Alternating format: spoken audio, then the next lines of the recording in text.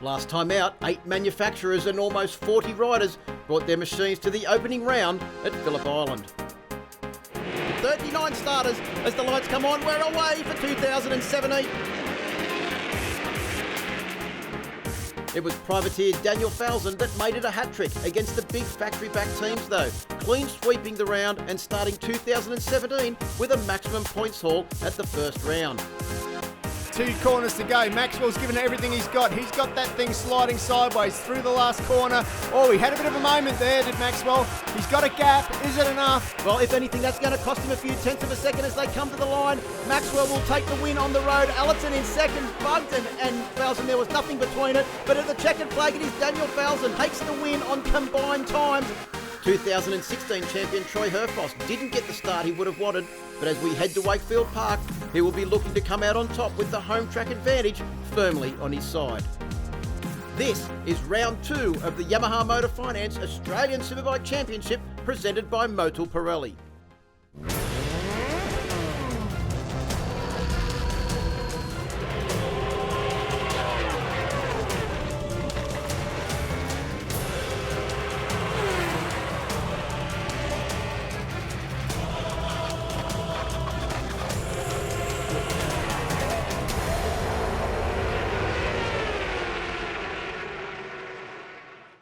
Hello everyone and welcome to round 2 here at Wakefield Park of the Yamaha Motor Finance Australian Superbike Championship presented by Motul Pirelli. I'm Emma Francesco, joined by Steve Martin. And Steve, it has been a sensational start to this championship. It certainly has. Who would have thought that Daniel Falzon, the privateer rider, could have got a pole position and 3 wins at that Phillip Island round? It was a real incredible thing to watch, and apart from that, racing in all classes was sensational.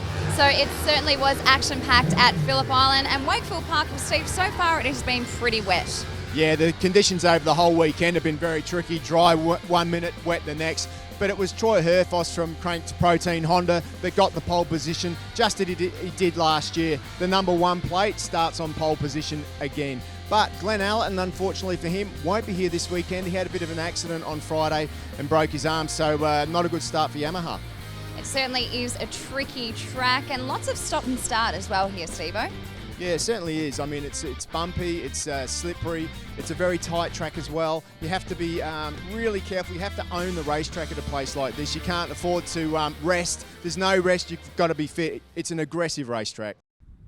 Hey, I'm Josh Waters, rider for Team Suzuki X-Star. I'm going to take you for a lap of Wakefield Park and show you the places that I find the most difficult. The place that we're standing at the moment is between turn 1 and 2. So on the Superbike, I hit 4th gear. I'm on the limiter, which is over 14,500 RPM, high 200s, go back 2 gears, and if it's wet like it is at the moment, these shiny patches on the track are like ice. So they're the bits that all of us riders have to watch out for in this part of the circuit. We're now at the top of the hill, turn 5, an extremely important part of the track. This run is down to turn 8, which so much time can be made up. Riding these Superbikes, which have got over 200 horsepower at the rear wheel, the bikes really want to spit you off out of here. Very physical, and so, like I said, so much time can be made up through this section of the track. The entry into turn 8 is a great overtaking opportunity. You have to make sure you cover your line, but then you also have to make sure you keep up the speed. If you cover your line too much, it kills your speed on the exit out of here, which is another important part of the circuit. A big thing into turn 9 is not to run too wide, because that makes turn 10 so difficult. Turn 10 is an extremely important part of the circuit because it runs down into the final turn of the track. 2004 was the last time I raced here, and from what I remember, it was a dogfight into this turn. I'm sure the racing this weekend is just going to be the same. There's so many different lines that you can take into this turn. The big important part of the track though is this run onto the main straight, the start-finish line. It can be won or lost there.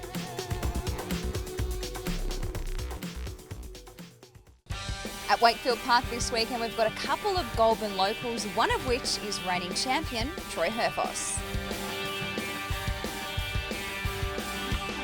I love coming to Goulburn and showing my friends and family what it's all about. And it's a fun little track. You get close to the action and it's quite enjoyable. Obviously, the conditions in Goulburn change a lot, as we know, but that makes for exciting racing too, so it's a win-win situation. It's a lot different to like a GP style track. It's quite rough and it's used a lot really, Wakefield Park, so it's got quite a lot of bumps in it. The curbs are rather high. It's really tight, so it's not your normal sort of road race track, but it makes for a really difficult and challenging race, especially on a superbike when you've got somewhere between 160 and 200 horsepower. On such a small track, it makes the bike feel a lot bigger than it does at Phillip Island, so physically it's quite hard, and obviously here you can get close to the action. That's the best part about it. It's funny, like over the years, I guess now I've done quite a few laps. When we first started coming here with ASBK, it wasn't probably the case, but I think it just suits me, this track. It's not so much it's not my home track and that brings me up. I just like the tighter tracks, and but in saying that, you don't want to, like I said last year, I don't want to go to my own party tonight on Sunday night as a loser. So I don't want my mates making jokes on me, so I've got to make sure I put on a good show. Another local boy is young gun Tom Taparis aboard his Cube Racing Kawasaki. Obviously this track is really close to my house. It's only 10 minutes, but saying that, I haven't done as many laps around here as I would have liked. I have done a couple of track days out here previously, previous to this round, but since last year on the 300, I've really only done like 2 days, but still the track, we've gone from the fastest track on the calendar by far to the slowest track, but it's interesting to see some of the riders' abilities and how they can be so fast at Phillip Island and then not so good here, but some of the riders that aren't good at Phillip Island and then fast here. It evens itself out, and that's how we'll see it through the championship. But yeah, it is good to be at my home track again, and yeah, I do feel like it's probably good for me to hopefully get a good result here in front of my friends and family, and that's probably a little bit of an advantage to have them all on the sidelines. But yeah, it's still a race, and the other guys are all really fast too. I've got Troy Herfoss and Troy Bayless in my pit all the time, and it's just good. Like, they've been on the wall and talking to Chris, my suspension man, and talking about the setup, and that's been a real help to me this weekend. Still got a fair bit of time to work on the bikes for the races, but they're always here helping out, and yeah, it's really good, especially because I'm relatively inexperienced compared to some of the other riders in my class. But yeah, again, it's really good to have them with me. Well, the riders have made their way to the grid for this first YMI Superbike race of the day at round 2 of the 2017 Yamaha Motor Finance Australian Superbike Championships. 2.2 kilometres of Wakefield Park awaits the riders. Let's go down to Emma and Steve, who are on the grid. Daniel Felson, before you came into this weekend, I heard you saying you knew you had a target on your back, and I tell you what, the competition has been pretty tight, hasn't it? Yeah, as expected, always in the Australian Superbikes, the competition's extremely tight, and especially at Wakefield Park being a short circuit, the lap times are always close. Goulburn's thrown whatever weather it could at us this weekend, and I feel like we're strong in all conditions, but for us it's about staying on the bike at a track that is synonymous for a lot of crashes. We had plenty happening yesterday, of course, in that qualifying session as well, because as you said, the weather is ever changing. It's just starting to spit. Yeah, that's actually good for me. I'm on wet tyres. I think some people may go the gamble, but I'm praying for a bit more rain right now. Thanks, Daniel. Thanks, Emma.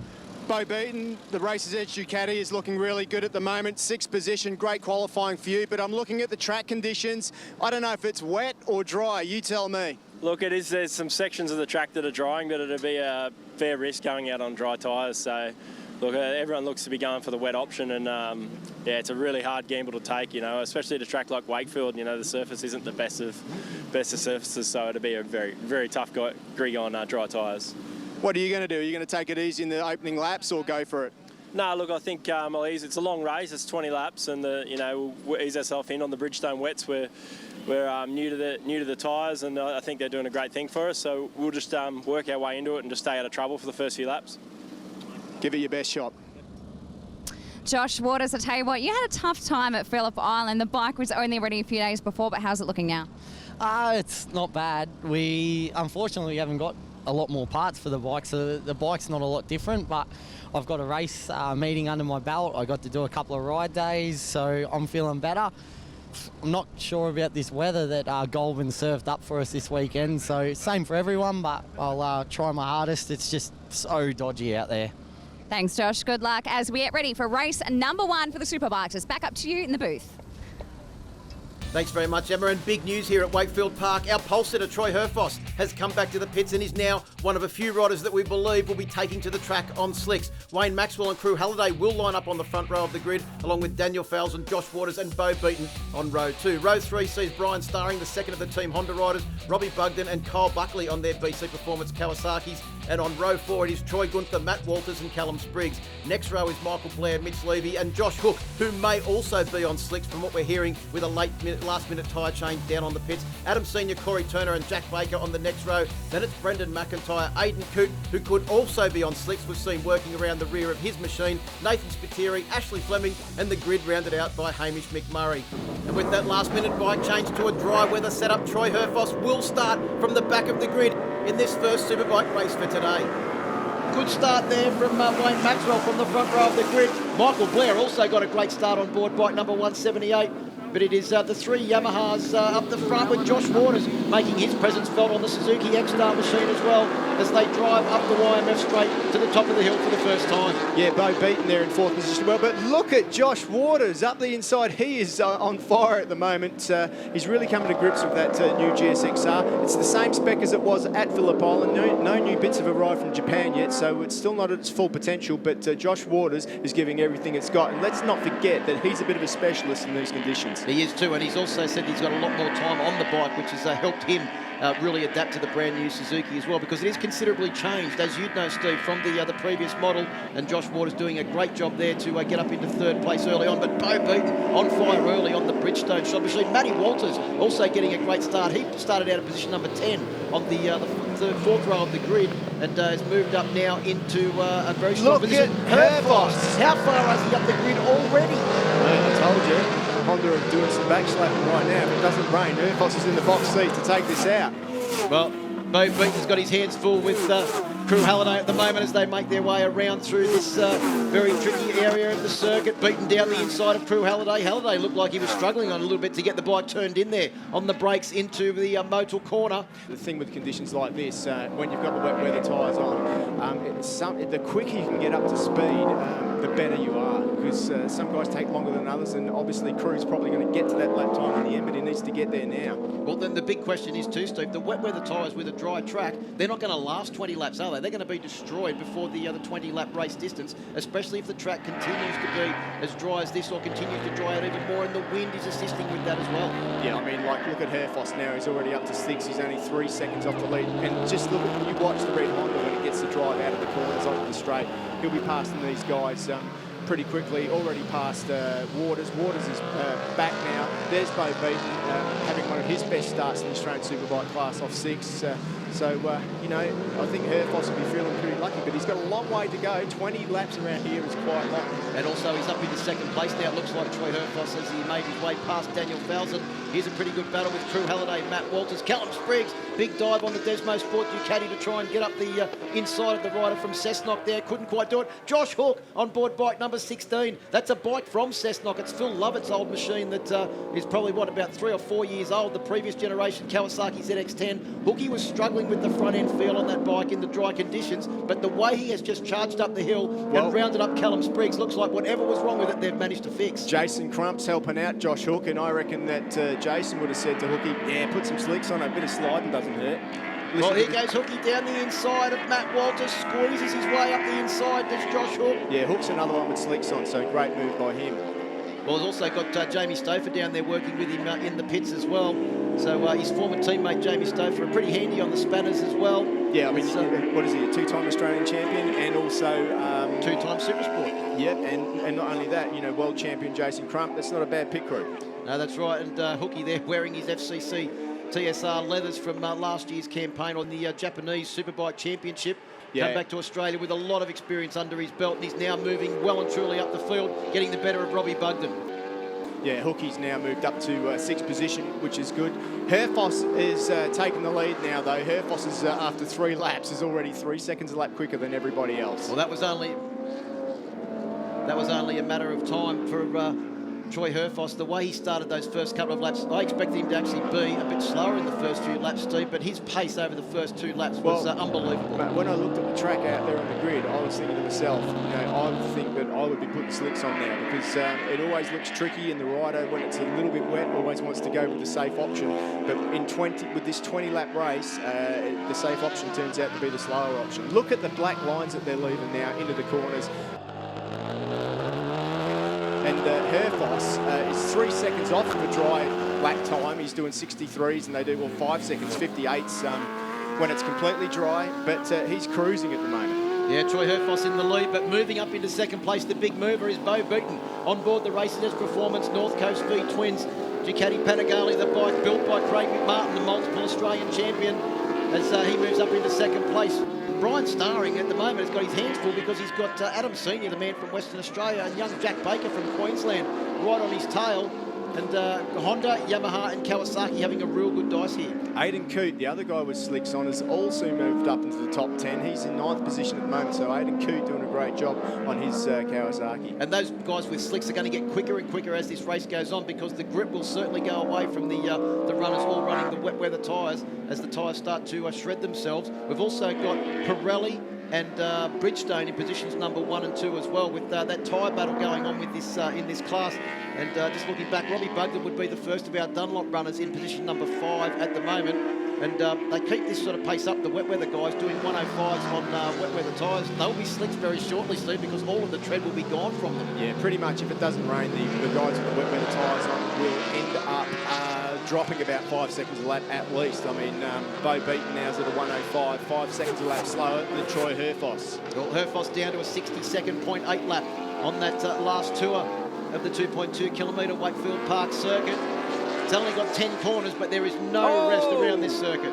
Jack Baker, I think that was, on the number 99 Crazy Dogs Kawasaki, got a little bit crazy himself. He certainly did. That was a massive moment there, and I think it might take young Jack a second or two to calm down. He's a big fella, but I'll tell you what, he's still only 16 or 17 years of age. Here's a replay of it.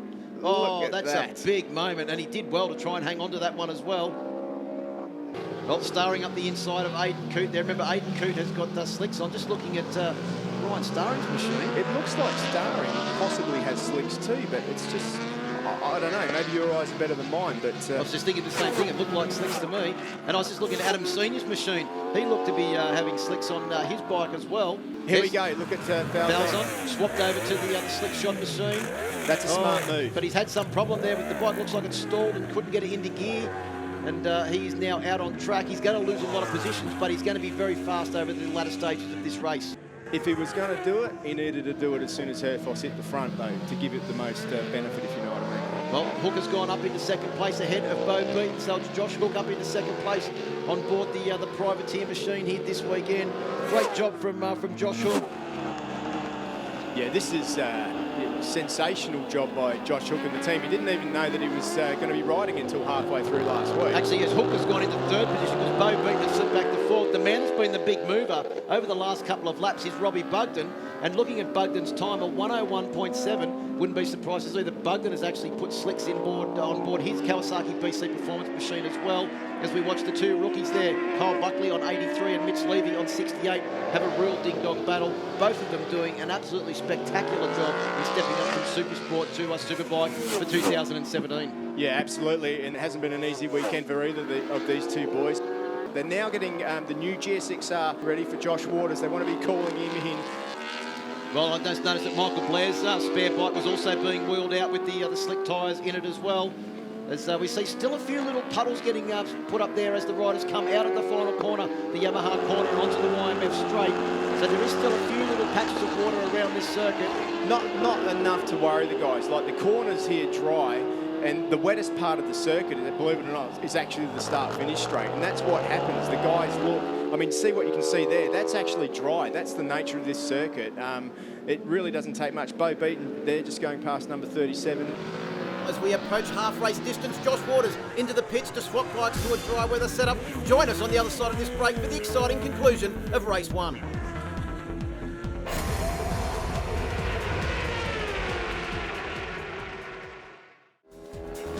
Welcome back to Wakefield Park in this extremely exciting first race of the second round of the Yamaha Motor Finance Australian Superbike Championships, as we look at Brian Starring starting to make his way through the field after a cautious start on a track that still had a lot of wet patches. Starring's definitely on slicks. He's 101.4 as well, so anyone 61s or better are on slicks. Mitch Levy there, trying to find a way through now. There goes Starring up the inside of Levy, up the inside of Crew Halliday as well. Look at his speed up the hill there as Halliday looks to be, well, he looks like he's definitely on wet weather tyres. He's struggling to try and get the bike turned into corners as the grip levels on those wet weather tyres have virtually pretty much gone now, as he's got his hands full with a couple of riders behind. But here comes Troy Herfoss, about to put more laps on Matt Walters, who's still out there, it looks like, on the wet weather tyres on board the Swan Insurance Repsol Kawasaki. Yeah, it's absolutely amazing as well. The difference when you're riding around on the wet weather tyre in the dry, and it does happen, the amount of extra drive that you get with the slick tyre, you just go past the guys like they're standing still. We're seeing Herfoss there. It's a great indication of that difference. And there's Crew Halliday having a bit of a battle of his own with the number 68, of course. Yeah, Mitch Levy on his Yamaha, two privateer Yamaha R1s. Kyle Buckley just ahead of them on board the 83 machine. And Troy Herfoss literally at lapping at 1 minute 2. He looks like he's riding down the shops to get a carton of milk, Steve. He's just literally cruising to victory with a 16.4 second lead over Robbie Bugden, who is holding down second position at the moment. Bugden in turn has got 2.2 seconds lead over Josh Hook on board bike number 16. And if you had told Josh Hook at the beginning of today, when he had a furrowed look on his brow, that he would be finishing this race in third position, he would have said, "I'll take that, thanks very much," because I know yesterday afternoon he was not happy. They couldn't figure out what the problems were with the bike, the way it was handling. But today, it's whatever they've done last night, it seemed to work. When you're a guy like Josh Hook, you need to take chances and things need to come together. This is a crazy race, and he took the chance, and it's paying off for him. He's up onto the podium position, and it's an incredible ride by him and his team that were through together at the last moment. Now, just looking at Bo Beaton's lap times, he's currently sitting in 5th position, but he's lapping in the 104s, and he has done, that's about very similar to his fastest lap of the race. Would he still be on wet tyres? No, he's still on wet tyres, yeah. He hasn't pulled in. He's a long way back now. He's got to keep his fingers crossed that the guys that pulled in for slicks don't catch him up. And let's have a look and see who's behind him. Maxwell's also still on slicks. He's doing a 105 at the moment. And Aidan Coote is the next rider behind Bo Beaton, about 2.8 seconds behind, but he is on slicks. Adam Senior is clearly on slicks. He's up to 5th position now. Adam Senior, the Western Australian, putting in a great ride on board his number 77 Yamaha as he catches up to this battle between Mitch Levy, Kyle Buckley, and Bo Beaton's also in that one as well. But Bo Beaton's doing a miraculous job considering the wet weather tyres to be holding down the pace and consistent pace that he is. Absolutely. The lap times that Adam Senior are doing is 104s. I could conceivably say that he's also probably the leader of the wet tyre men at the moment. Well, I think Beaton's actually just gone back ahead of Adam Senior there. Looks like the lap traffic has balked Senior, and Beaton's taken full advantage as he throws the big right boot out to get turned into the corner. Senior says, "Thanks very much, I'll come back up the inside." Yeah, Senior's on slicks. He's just doing 104s on slicks. But yeah, Beaton's he's definitely working those Bridgestone wets to the limit out there now. And here comes Aidan Coote on 66 as well. Yep, looking for a way past. Moves in front of Bo Beaton. And I reckon he'll get Adam Senior on the drive up the hill as well with the extra drive out of Motul corner.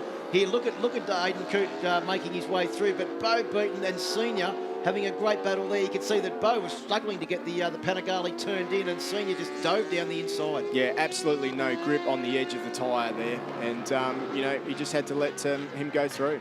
Well, 17 laps down for our race leader, Troy Herfoss. 3 laps to go in this 20-lap race. Herfoss, the current leader, by 12.3 seconds. He's just knocked the pace back a fraction. His last lap, Steve, was a 103.266. Probably a fair bit to do with the traffic that he's got to endure at the moment as well. And not only that, he doesn't want to make a meal of it. Here last year, he was leading the last race of the day, and he got caught up with a back marker and ran off. So while he was in the lead, so he doesn't want to make that mistake again. He wants to get maximum points here. He needs as many points as he can in this championship, and everybody, the major contenders have all had issues, so including Herfoss himself, so he knows that he cannot afford to make a mistake now. Well, he's just made his way past Mitch Levy. Troy Herfoss, our race leader. The man that's, grew up at Goulburn, but spent many years here, as you said, but now currently resides on the Gold Coast.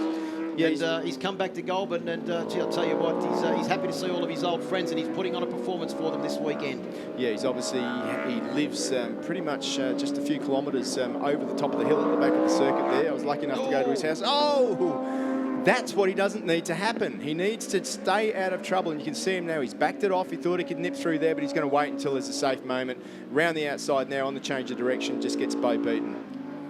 Yeah, it was almost off the circuit there, Troy Herfoss, and even though the track is dry, the grass would still be really wet. We saw someone fall off before, Steve. They seem to accelerate when they got onto the grass. Yeah, you don't want to end up in the grass because it's been drizzling pretty much all weekend.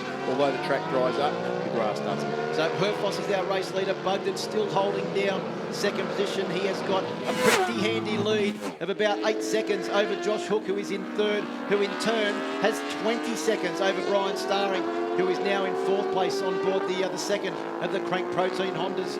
Adam Senior is still holding down fifth position. Aidan Coote is right with him as well, and they're doing very similar lap times. In fact, Aidan Coote did his fastest lap of the race on the last lap. And speaking of last laps, it is the last lap now for our race leader, Troy Herfoss. He's only got about 1 kilometre to go as he makes his way down through the Yamaha corner and into the bottom of the hill there at the Fish Hook, one of the trickiest corners on the circuit, but a lot less tricky now with dry conditions than what it started out at the early parts of today's program. Yeah, absolutely. Herfoss now, like you say, 8-second gap, and he's pretty much got this one in the bag. He's already waving his hand, looking over his shoulder. He knows this is going to count. This is a great victory for Herfoss. Well, as I said, the best ever mistake by Team Honda, but then again, I don't reckon it was a mistake. I reckon they were playing their cards very close to their chest, and Herfoss will take the win in Superbike Race 1 for the YMI Superbike class. He's already celebrating as he comes across the line, stands up and gives the crowd the signal as he goes across the line. He is number one. A great result for Troy Herfoss, and Robbie Bugden should come round to take second position. 3.9 seconds behind. He caught up a fair bit on the last lap as Troy Herfoss spent the last half of the last lap celebrating a fantastic victory. In fact, he did a 106.2 on the last lap, Troy Herfoss. With his hands in the air. Well, the wizard on wheels, the governor of Goulburn, call him what you like, but he's certainly been a star here at his home track today, and a miraculous performance, taking a big gamble at the start using those slick tyres, but it all came good for him and the Crank Protein Honda team in the end. They take a 3.9 second victory over Robbie Bugden on the BC Performance Kawasaki, and Josh Hook, that last minute slick change for him working as well with a fine third place. Brian Starring, Aidan Coote, Adam Senior, Bo Beaton, Wayne Maxwell, Daniel Falzon and Jack Baker round out our top 10. We had the option of doing the 2 white laps, and I asked the guys if the decision's mine for dry or wet tyres, and they said yes, and I made the decision for dries, and I come in and the look in their face, I didn't back myself. And I waited there, and then I missed the outlap, which was very tight. And anyway, I took that as a sign. So slicks it was, and it was really scary in the first few laps. I didn't know who was on wets or slicks. Yeah, credit to the Crank Protein Honda team. I'm just really happy to get a win, and race 2, hopefully the weather will be a bit more predictable. Oh, that was a tough one. It was certainly a roll of dice there early on. It could have gone either way. There was that shower coming over, and if that was a bit heavier, I think we could have been in all sorts of trouble. But everyone's doing such an amazing job, and to be up here on the podium, second place, that's a great result, and we'll see if we can back it up for the next one. I was sitting back there on the grid, sweating like a pack of cats at a greyhound, mate. I didn't know what the weather was going to do, so we went with slicks, and the track came dry within a couple of laps, so we'll be able to get stuck into it straight away. So sort of only decided I was going to race on Tuesday, so fired a bike from Phil Lovett, and now we're on the podium, so I couldn't ask for a better day, really. DesmoSport Ducati are back with a vengeance in 2017, and I get to have a chat to Troy Bayliss and his brand new recruit, Callum Spriggs. I've been riding for Ducati since 1998. I started off in the British Superbike Championship, found myself on board with the World Superbike guys, and I have to say, had a brilliant career with them people, and I feel like I was riding the best bike with the best team, and so naturally the results came along with that. And some of the best time of my life, and I'm still very happy to be heavily involved with the guys, and they give us support here to help run us the DesmoSport Ducati in the Australian Championship as well. Of course, everybody knows that Mike done a great job last year, Mike Jones, and he's found himself in the junior Aruba team for the Superstock National Championship next year, European Championship. So we of course had to fill that seat, and Callum Spriggs is a guy I know well, and he's been strong over the years in 600 Supersport, always been at the front of the field. So he's a race winner, so naturally we think that Cal can be a good rider on our bike and give some good results, and I believe that he can run amongst the top guys towards mid-season. Yeah, well, it's been a pretty big journey so far. Like, I've stepped up from the Supersports. I spent 5 years racing in that championship, and yeah, I've been very lucky from Troy Bayliss and Ben Henry to pick me up from the Ducati. I sort of was always going to be stepping up to the Superbike class, and actually brought a ZX10 to race for this year. And then Mike Jones got an offer to ride overseas in the World Supersport Championship. And then that left the door open for me to hop on the DesmoSport Ducati, and Troy gave me a call and said, would you be interested in riding the Ducati? I was like, yeah, for sure, it's going to be awesome. Yeah, there's good people around it, so I'm sure I'll be able to get hopefully towards the front towards the end of the season, and yeah, I'm really looking forward to the challenge. He's had international success, has been a part of ASBK before for many years. His name is Mike Jones, and we caught up with him at Phillip Island.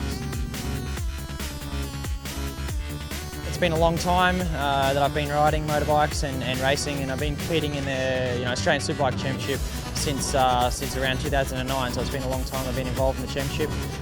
For me, the highlights have been winning the Superstock 600 Championship and also the Australian Superbike Championship. To be able to arrive now in the European Superstock 1000 Championship with the Aruba Ducati racing team is quite an achievement for me, and I'm really looking forward to the 2017 season.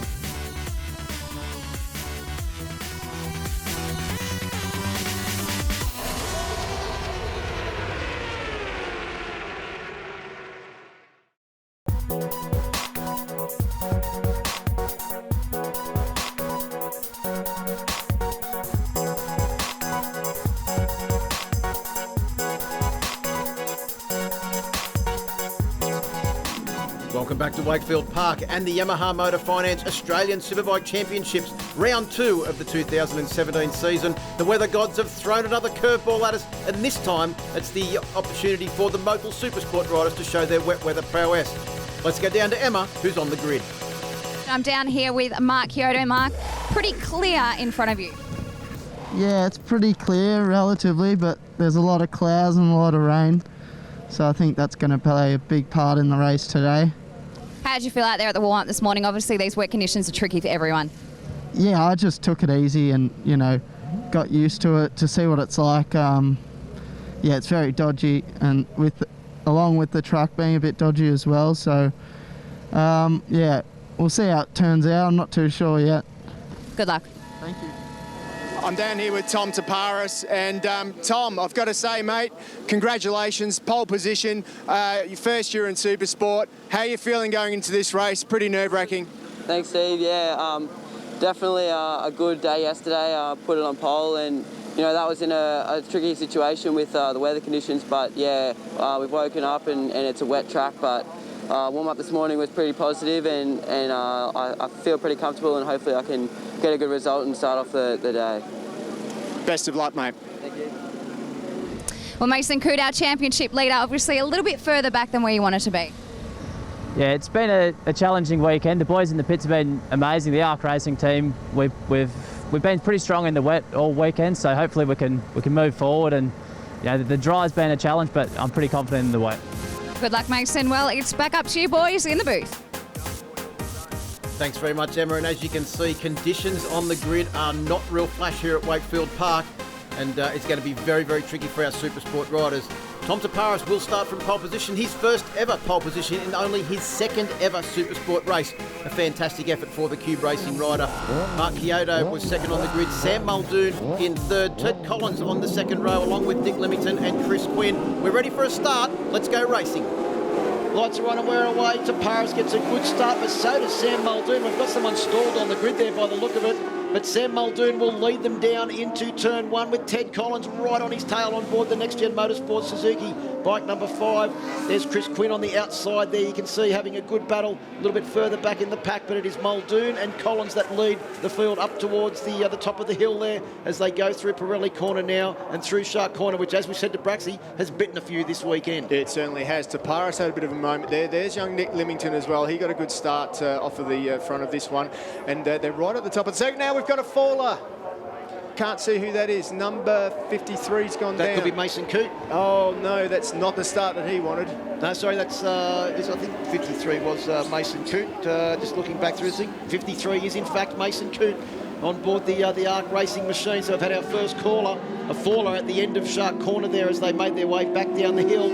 Yeah, well, unfortunately, the dream start from Phillip Island didn't carry on so far here at Wakefield Park for Mason Coote, down already. And it's Muldoon that leads from Collins and Taparis. Nick Limington backing it in to the final corner there, turn 10, the Yamaha corner. Doing a great job on board the Race Centre machine. And 5th position on the grid, Steve. That would be by far and away his best position on the grid in Supersport for not only the season, but also his Supersport career. Yeah, definitely. He had a few big crashes a couple of years ago, and it took a little while to come back from that, but he's back to his best now. But look at young Ted Collins at the moment there, sitting in 2nd position. Sam Muldoon out front on his ZX6. 1 minute 20.1. Flying first lap for him, first standing start. That's a pretty impressive lap time from the standings start. Also a pretty sensible start from Tom Taparis as well. Thanks to HI-TEC Batteries, let's jump on board at the start with Ted Collins and listen to the way that Next Gen Motorsport Saint Suzuki just hooked up and got great drive off the line. And this is where we lost championship leader Mason Coote on board the ARC Racing machine, with Giuseppe Scarcella having to take evasive action. Back to live action now, and is that Giuseppe Scarcella on board the 47 machine making his way up through the field? I think it is actually Giuseppe doing a good job there. He started a little bit further back on the grid. He was in 9th position, but he's been fast in all sessions so far this weekend. It's Taparis. Oh, he's going to try and keep it on track. Did a great job there. Late braking move into the final corner, trying to get up the inside of Ted Collins. But where has our leader, Muldoon, gone? He is not on track there at the moment. Yeah, it looks like Muldoon certainly not in front. This is your battle at the moment. Taparis leads the race with number 5, Ted Collins. Sam Muldoon is falling down the time sheet at the moment. He's had an off somewhere. We haven't caught that. But I just want to say, Phil, those guys backing it in on the first lap into the final turner at Wakefield Park, how impressive is that from these young guys? It doesn't matter what lap it is, pretty impressive the way that they were doing it in the Yamaha R3 Cup as well. Tommy Edwards was doing it. Tom Taparis doing a great job as he makes his way through Shark Corner at the moment and down the hill. That was where Ted Collins had a big moment on the last lap, and that probably could have been where we lost our leader, Muldoon, as well. We're just trying to find where his bike is around the track because we can't see it at the moment, but Muldoon was in a clear lead and is now not out there on the circuit. Our race leader is Tom Taparis on board the Cube Racing bike number 7. The Saint Next Gen Motorsports machine of Ted Collins is in 2nd, and Nick Limington, the young South Australian, is up into 3rd place. But the fastest man on track on that 2nd lap, Steve, Jordan Carlson on board the 45 machine, the man that when I spoke to him this morning, he said he doesn't care if it's wet or dry, he's keen for a big performance. It was all about being sensible in the first few laps, and that's exactly what he's done. Well, if you saw how Jordan Carlson rode at Phillip Island last time out in round 1, he certainly was riding on the limit, a little bit over it, and he's really good at saving situations that you wouldn't think are savable. Well, looks like Damon Reese says they've been able to get an exhaust. No, I think that might be the one from yesterday that's been repaired. He's battling there with Jimmy Broadbent on board bike number 56. So, of course, his dad, Tony Reese, is in contention to be the New Zealand Superbike champion for this year, because they're still trying to sort that one out in the stewards room, I think. But good to see that they've made the way across the Tasman here, and Damon Reese putting in a good job here in very tricky conditions. But Nick Limington now has got a bit of company behind. Is that Sam Condon? Sam Condon, yeah, a very impressive rookie from the first round of the championship as well on board the Bike Biz Swan Insurance machine. Yeah, Sam qualified in 11th position. He's worked his way up to 4th already, so you've got to think that he's on a bit of a charge at the moment. When we have a quick look at his lap time, he's also in the 17s. He's right behind Nick, who's just done his fastest lap of the race, at 17.8. But Tom Taparis out front is on a mission. Well, and that mission started here where he went past Ted Collins, Steve, and made a big move up into the final corner, the Yamaha corner. Got in a little bit hot and deep, and Ted Collins shoved it straight back up the inside on the Saint Next Gen Motorsports machine. But Tom Taparis was not to be denied. He got great drive out of the final corner and managed to get his way back past the Suzuki rider as they made their way down the YMF straight, having a great day out here in front of his home fans. Let's have a look at Tom Taparis for a second, because, you know, you've got to remember that this time last year he was on a 300. Yeah, I mean, and he'd only just made his debut on a 300. This is his second ever race meeting on the 600 here at Wakefield Park in the Australian Superbike Championship. He got knocked off in one of the races at Phillip Island. This is his home track, but that doesn't count for much. Everybody's had an opportunity to come here and test if they wanted to. Tom Taparis is doing a sensational job at the moment. Giuseppe Scarcella mixing it up there at the moment with Sam Condon just in front of him. Another thing I want to point out, Phil, I don't think that Giuseppe Scarcella's ever had a podium in this class before, and he's on a bit of a roll at the moment. He's going extremely well, is Giuseppe, and he's been fast in wet and dry sessions so far this weekend, as well as he starts to close in on the back of Ted Collins. I think he's already disposed of Sam Condon on board the 46 machine. So he's up into third place now, is Giuseppe. And I tell you what, once he gets that Italian blood all fired up, there's no stopping him as he comes up the inside. Thank you very much, Ted Collins. I'll move into second place, goes Giuseppe on board the Kawasaki ZX6. And the bike that Damon Rees is riding is actually Giuseppe's old Honda that he rode last year. Okay. And this is only his second meeting on board the Kawasaki. So he's obviously pretty happy with the way the bike's going. Before we saw him struggle at the first round at Phillip Island, Steve, with the brakes. He's got all those problems sorted now, and tell you what, he has been on fire all weekend. This is a great start for the first race of the day for Motul Supersport for Giuseppe Scarcella. Well, you can almost see the webbed feet of Giuseppe Scarcella as he makes his way around the Wakefield Park circuit. This battle between himself and Nick Leamington on the HI-TEC Batteries replay, it shows just how close the racing was as the two of them diced their way around Wakefield Park. And once Giuseppe Scarcella had got away from the young South Australian, it was the turn of Queenslander Jordan Carlson to try and find his way past the very rapid R6 prepared by Race Centre. So as we come down to the dying stages of this race, they will get the last lap board at the completion of this lap, Steve. And it's going to be do or die last laps for both of these riders as they head off down the Yamaha Motor Finance straight. Look at the pit crew on the side there. This is going to be an amazing last lap. Where's Scarcella going to try? You know he's going to try. He's doing it into turn 2. Up the inside. Can he tip in? He does. Oh, just Tom Taparis stays on the outside. That was a risky move there from Tom Taparis as they get the drive up the top of the hill. Can Tom get back up the inside? No, Giuseppe's going to hold the line, and I think you'll find that he will lead them as they come out of Shark Corner and down towards the bottom of the hill where we know they're strong. Taparis up the inside. What was that, about one line through those corners? Well, yeah, there's maybe 3 lines. It's an amazing comeback by Taparis. He's certainly got a lot of fight in him, but it's not over yet because Scarcella's still got a couple of spots to attack. We know he's strong here, but he's too far back. He's gone in deep. Maybe this he can take the inside line here. He doesn't do it. Taparis closes it down. One more opportunity in my book for him, and that's into the last and final corner. And we saw how good Taparis was there with the bike sideways. The bike sideways takes up a lot of the track, and it's hard to try and get past as we're out onto the straight for the final time. Down into Yamaha corner. Tom Taparis got a good, clean corner entry there. I think he may be on track to take his win. Giuseppe's going to be over the moon with second place and racing for the lead. Oh! He's almost out of the seat. Is Scarcella. Tom Taparis was also out of the seat as well. But the Goulburn local will get to the line and take victory by 0.851 of a second over Giuseppe Scarcella. And what a last lap battle between the two youngsters there, Tom Taparis and Giuseppe Scarcella. In fact, it was so good. Let's have a replay, a HI-TEC Batteries replay of this last lap as they came across the start-finish line. It was Taparis leading, but a big lunge on the brakes from Giuseppe Scarcella down into the Motul corner. Saw him lead momentarily as they made their way up towards the top of the hill, up the Yamaha Motor Finance straight. At this point, we thought Scarcella was in the box seat, but Tom Taparis, the Goulburn local, knows this track like the back of his hand, and he made his way past, and Giuseppe Scarcella was unable to find a way back past. He was out of the seat coming onto the final straight. Obviously having some problems there with his visor fogging up, but what a last lap from those two. Tom Taparis takes his first ever race victory in the Supersport class. Giuseppe Scarcella takes second, and Sam Condon, another youngster, up on the podium in third. Nick Limington, another youngster, in fourth place. Jordan Carlson, the Queenslander, eventually finished fifth, ahead of Damon Rees, our Kiwi visitor. Ted Collins, Aidan Hayes, Lincoln Gilding, and Grant Davis rounds out the top 10. Yeah, that was a crazy race. Obviously really slippery out there, and a couple of riders crashed in the beginning, and you know, I kind of wanted to get away from it, so I got a bit of a gap, and I'm just super stoked to get my first Supersport win in front of my home crowd. Yeah, it's just awesome. Thanks to everyone for coming out. I can't wait for the next race. I just found out that we've done the fastest lap of the race. I got the speeches at the moment. We love seeing this emotion from you. Yeah, I got held up by another crash rider in the first lap, so which put me back a fair few spots, and then I just put my head down and smooth and fast and done really well.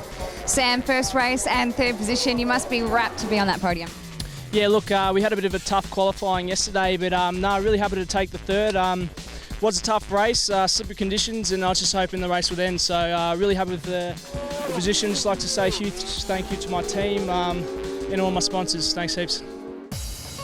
Australia's a country that's produced a lot of stars, and it all starts here with these young guys. Motorcycling Australia and Yamaha have got together this year to create GP Juniors. Let's hear more from Martin Port. The success of any sport is measured by its junior feeder program, and that's one area that MA is very interested to see grows and develops. Now, there has been a junior program in Australia, but unfortunately the fundamental framework of that program needed a little bit of tweaking. So Motorcycling Australia saw an opportunity to create a class that created equality across the board. It was very cheap to enter, and that was our main focus, and to really help the kids develop racecraft.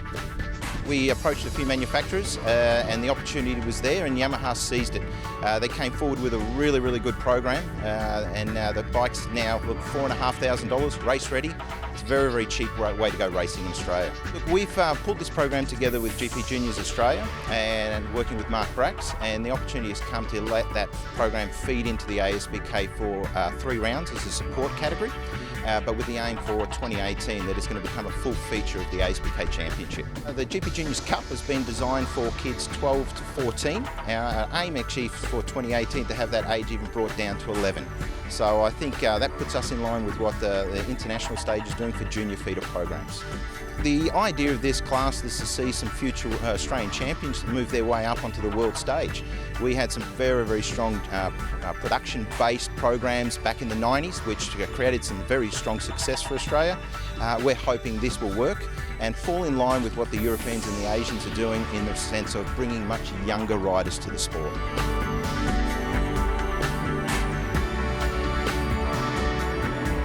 Well, the GP Juniors are a great addition to the program in 2017. Let's have a look at the highlights of the second race for the juniors this weekend. The brand new class, the GP Juniors, and Tommy Edwards, the oldest and most experienced campaigner in this field, got a great start. You can see that he wasn't scared to get on the throttle early and got great drive off the line. But John Littras, the dirt tracker, came back very strongly on bike number 308 and went past Edwards on the 71 machine. But Joel Kelso on the JDS Moto machine was always there or thereabouts, and he made his way past Tommy Edwards and was on the back of John Littras as they came up towards the top of the circuit and made a big lunge on the brakes down into Yamaha corner on board their little Yamaha R15 machines with the production Bridgestone tyres doing a great job here in the wet, but Tommy Edwards getting a little bit too keen on the throttle and giving the Bridgestone control tyre a hell of a workout at the bottom of the fishhook. But Joel Kelso took the lead and led them across the start-finish line at the start of the last lap, with Tom Edwards very close behind on the Yamaha Motor Australia machine. Edwards shows that he's good on the brakes, but as they came to the line, Joel Kelso got the win, only just over Tom Edwards, with John Littras taking out third place, Ben Baker in fourth, Max Stouffer, and yes, that name does sound familiar, it's the son of Australian Superbike Championship winner Jamie Stouffer in this class as well. You can see him there as race 3 got underway on board bike number 27 as they made their way down into the Motul corner for the first time. Once again, it was Tom Edwards on board the 71 machine that took up the running at the front. John Littras on the 308 in second, and Jack Cousins, a real good performer this weekend, has shown a lot of style and a lot of class on board the 34 machine. A little bit further back in the field, there goes Max Stouffer around the outside. A big move there as he got off to a slow start, Max, but started to make his way through the field as the race went on. Harry Curry also looking very confident in the wet on board the 04 machine. But John Littris, the former dirt tracker, obviously loving the wet and slippery conditions, put in a great ride to go past Joel Kelso on the JDS Moto machine and moved into second place. But it was all about the man out front, Tommy Edwards, who was clearing away from the rest of the field, leaving Joel Kelso, John Littris to have a great battle there with Max Stouffer closing in from behind on board the 27 machine. But Tom Edwards took the win by 13.8 seconds in a dominant display in race 3. It was a really good weekend on these, the 150s, and fun, and all the boys got better over the weekend and everyone improved.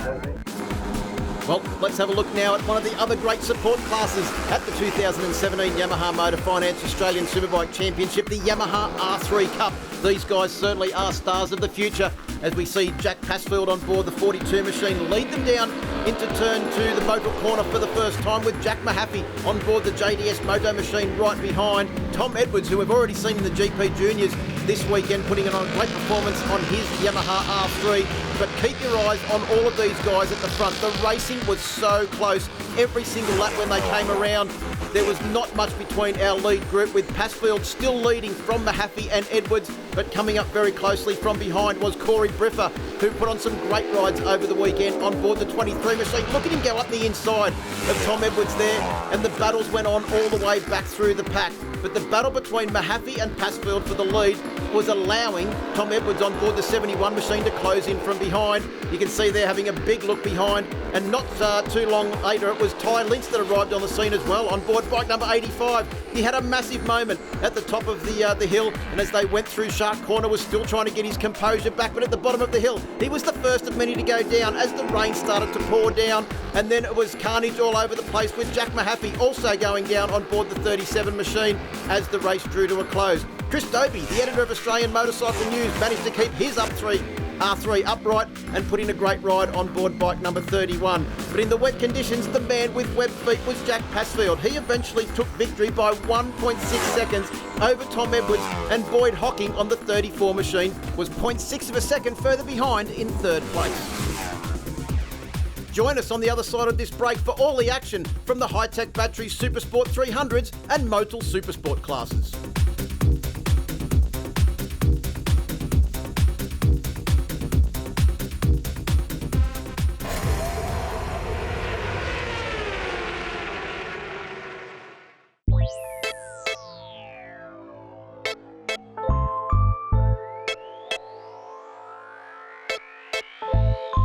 It's always great to see girls in motorsport, and as part of the Supersport 300 category this year, for Team WNR is Laura Brown. I started riding bikes just because a friend got me into it, and then I started going around the track faster and faster. One of my mates convinced me that I should just try and do a race, get it on my bike with some fairings. Did a first club race, and then I was like hooked. I bought a 300 a few weeks later, and that was it. I was, goner. Over a period of 18 months, I broke 23 bones. It was a bit crazy. It was very painful. The most recent one being about 7 months ago, I broke my left femur and right foot. My plan is to win. I want to win, especially after doing well in Phillip Island. I know I just want to beat everybody, especially the boys. So that's a plan. My full-time profession is a veterinarian. I'm the head veterinarian of a clinic, so pretty much all I do is kind of work outside of motorcycle racing to get enough time to motorcycle race. It's pretty much my life at the moment. My wet weather, I'm not very good in the wet, so my qualifying was bad. I went from 30th to 13th in the first race because it was dry, so it was a really good race. I had to work my way up, and I'm still learning racecraft and everything, so it was a really good lesson for me. The more girls that get in it, the better. I always try and encourage girls to ride, and it can be intimidating when you first start because of all the guys and they're pushy and they don't care. But when you get over that, it's a lot of fun.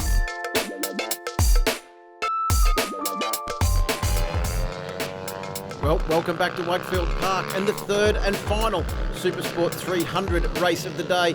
Been a great program for the Supersport 300s so far this weekend, and starting from pole position will be Billy Van Erd on board his KTM RC390, joined on the front row by the former Australian Moto3 champion Tom Bramage on bike number 44 and Jack Passfield on board the 42 machine with another Yamaha R3 on the front row of the grid. Tom Edwards, Reid Batty and Max Croker make up the second row of the grid with Zach Levy, Yanni Shaw and Jack Mahaffey back on row 3. The lights are out. You see the concentration on Billy Van Erd's face as he blasts the KTM off the line, and look at the lead he's got as he comes down through turn 1 and into Motul corner turn 2 for the first time.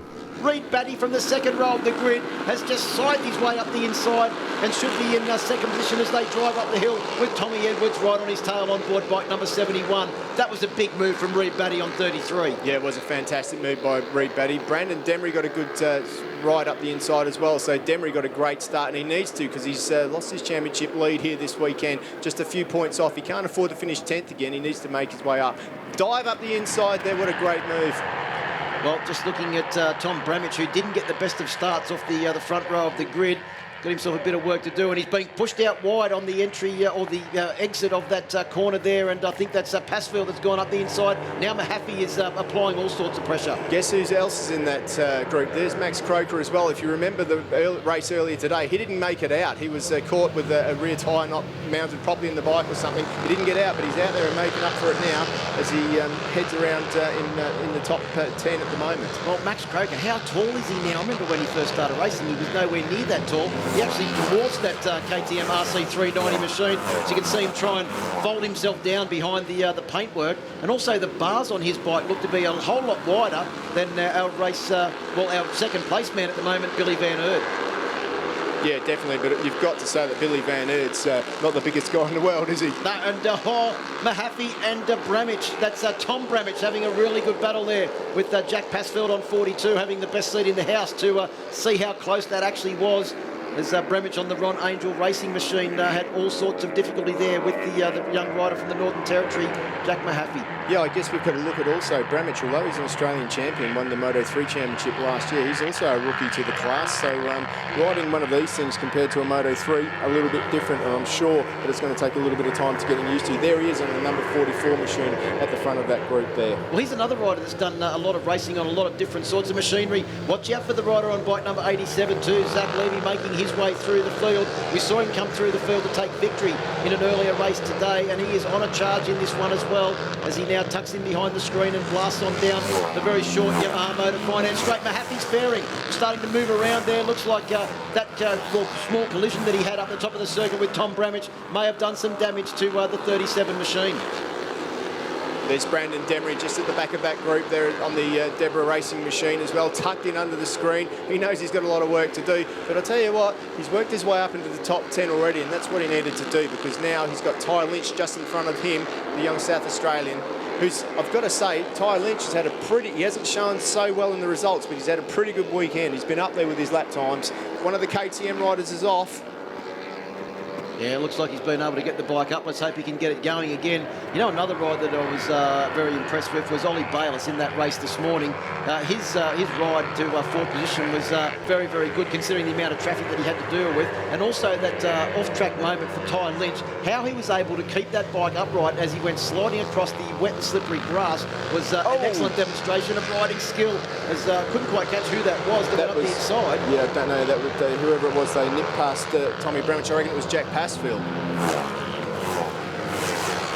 So look at that battle. Actually, it was 23, Corey Briffa, that made that big move there. Briffed up the inside. Yep, and unfortunately he's been relegated by Tom Bramage and also Brendan Demery, but he's got the better of Demery as they came down into Motul corner, and he's just slipped up the inside. So Bramage is leading the freight train up the hill. We say about Wakefield Park not being a place where you can slipstream. On the 300s, up that hill is actually somewhere where you can slipstream. Look at Demery. He's on a mission here. You know, he's made another position pass. He's just got past Corey Briffa and up to 7th position. So he's certainly getting through them a lot quicker this time round. There's young Bayliss.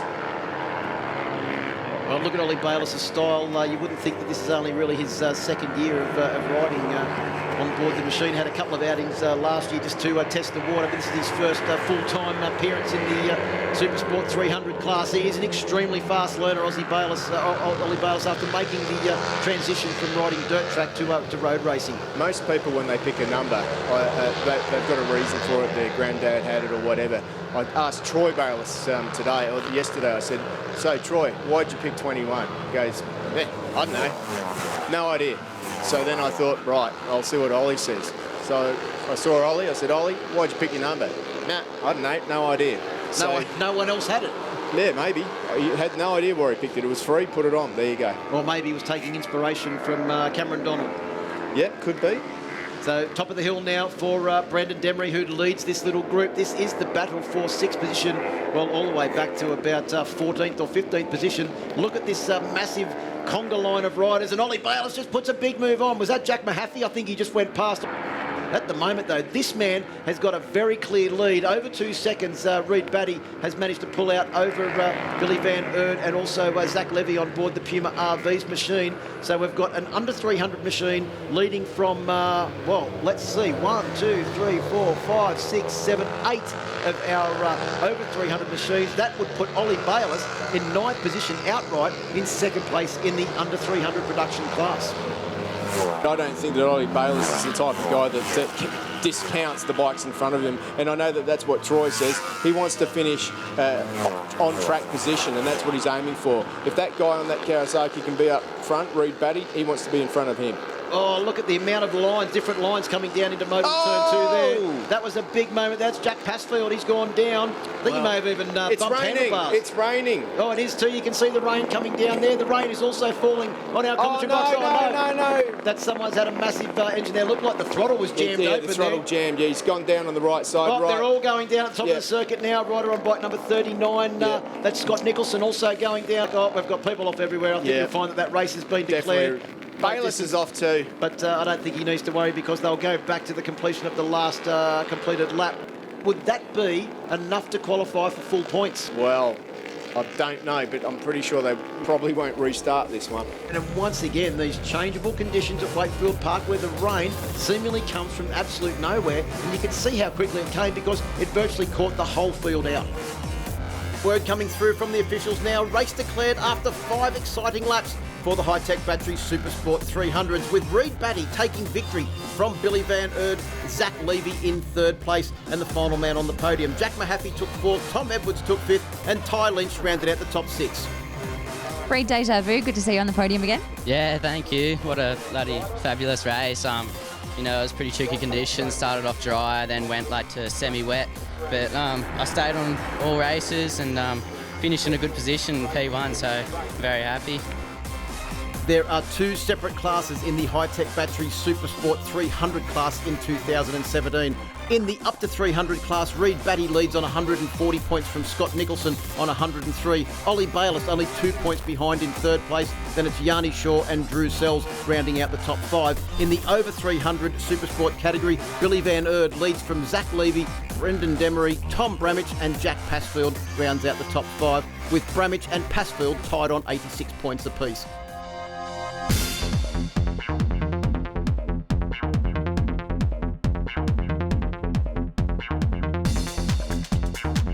Growing up, my mum and dad said to me, anything you've got one of, you've really got to look after it. When I started racing, I remembered that advice and I bought the best helmet that money could buy because I knew I only had one head. Wayne, I know that you've been racing for a long time now and I know that you're smart enough to pick a helmet that is also one of the best. I see you've got Shark. Tell us why you chose that helmet. Yeah, when I started racing, you know, same deal. I started off with the helmets technology was then with like ABS plastic, and I've seen the evolution of helmets over that long period. And now we have carbon composite helmet here with the Shark, and you know, not only is it light, much lighter than the old helmets, it's also much safer in the way material it's made. I guess some of the other things that have improved over the years is the weight of the helmet. I mean, they're a lot lighter now as well, even though they meet the safety standards. Yeah, absolutely. When you go to a track like Phillip Island, you're doing 300 plus kilometres an hour in turn 1 and you sit up from behind the screen, you don't want to have a 10 kilo weight on your head because it tries to definitely extend your neck. and that's also important as well as the shape of the helmet, the venting, and yeah, they're all important things to consider. Yeah, talking about the venting, I mean, like obviously at some tracks we go to, it rains, and I mean, has the venting improved even in your short period of time to stop that fogging? I mean, the fogging of the visor must be something that if it happens, it can really affect your race. Yeah, vision in the racing is unbelievable, you know, like especially if you go to a night race or something where it gets cold and the fog starts to come in. So, or today here at Wakefield Park where it's absolutely torrential rain, it's important to have clear vision and you know, not make any mistakes by hitting a white line or anything like that. I guess the other thing I noticed when I was looking at the Shark helmet before is the padding on the inside. I mean, it seems as though you can personalise that. You can pull the pads out, clean them, basically pull the whole inside of the helmet apart. Yeah, with the technology these days and the scanning that you can do, they can basically scan your head to the shape and then make the mould to suit, so you can customise it. So it's absolutely paramount to the safety of the helmet, and you know, an important part of the safety is a really well-fitting helmet. And for me, the Shark fits my head great, as well as meets all the other requirements that I need. Now, I know a lot of riders in days gone by had really special helmets, but apart from all your sponsor logos that you've got on this helmet, is it the same as what I can buy off the showroom floor? Yeah, absolutely. You know, the padding's a little bit more customised to me, but you know, when you go into a motorbike shop, you can go in there and tell them that you want a Shark helmet and choose what's, you know, optional cheek pads or headliners or anything like that, and that makes it so it's an absolute fantastic fit. So there you have it. We've heard from Wayne, and I'm telling you now, if it's good enough for his head, it's good enough for you and me. It appears the weather gods have smiled and the weather is holding off as we get ready for the second and final Motul Supersport race of the day. The Suzuki may be the oldest bike in the Supersport field, but it's certainly been very rapid this year in the hands of Ted Collins, and Emma's down on the grid with him. Yeah, Ted Collins, you finished in 7th position in race number 1. You'll obviously be looking to gain those positions pretty quickly. Yeah, the race 1 didn't quite go our way. We had a few problems. We were sort of up the front towards the start, pretty comfortable, but had a few issues like towards the end of the race, which was pretty unfortunate. But no, I'm really looking forward to this. The track's dry at the moment, so really looking forward to get out there and give it our best shot. Good luck. Thank you. I'm down here with Nick Leamington. Nick, race 1, a great result today. How did it feel? You came through a little bit there and finished in 4th position. Yeah, it was a really good race. It was very difficult with the wet conditions. This track is extremely slippery. It's like an ice rink, but happy to just not crash and just finish the race. So yeah, we're happy. What about your start? Are you going to be able to get a good start from this position? I reckon that's what we're hoping for. All right, best of luck, Nick. Sam Condon, I'll tell you what, you did really well getting your very first podium position in race number 1. Starting from back at 11th though, so certainly have to make your way through the field pretty quickly. Yeah, look, we had a pretty bad qualifying, so it'll be interesting to see how we go in a dry race. We did fairly well in a wet race. I'm really happy with the position, but it'll be a bit harder this time around, but we'll see what we can do. Good luck, Sam. Let's see what the guys are up to in the booth. We are eagerly anticipating the start of this second Motul Supersport race of the day, Emma. Looking back at our second place rider in the first race, Giuseppe Scarcella. He'll start from the 3rd row of the grid. Tom Taparis will start from pole position. Mark Pietto and Sam Muldoon join him on the front row of the grid. Ted Collins, Nick Leamington and Chris Quinn on the 2nd row. Championship leader coming into this round, Mason Coote, is joined on the 3rd row by Jordan Carlson and 2nd place man in race number 1, Giuseppe Scarcella. On board with Mark Pietto as he revs the Triumph, ready to launch. Taparov's got a great jump off the line. Can he hold the drive though down through turn 1 as we see Chris Quinn get a good start on board the Holmes Extractive Resources R6, and Ted Collins once again, Steve, has got a fantastic start on board that Suzuki and was in 2nd place as they came out of Motul Corner and drive up the hill. He certainly did. Sam Muldoon on the Kawasaki in 4th position got a good jump too, but Marcus Kyoto's just nipped through. But look at Muldoon up the inside, what a move. A bit of a moment there for Chris Quinn as well as they head through Shark Corner. I think that was Mason Coote just shoveling it down the inside. Oh, Jordan Carlson, he's issuing birds all over the place. He obviously just got carved up by someone there early on in the race. Right behind him was Giuseppe Scarcella on board the 47 machine. And, well, he's in a lot better position than he was early on in race number 1, where he was off the track almost trying to avoid Mason Coote at that part of the circuit. You know what? And he's also making his way forward as Scarcella. He's doing a really good job there to try and get past the 2 guys, Carlson in front of him. He's up the inside of Carlson and he makes the move stick.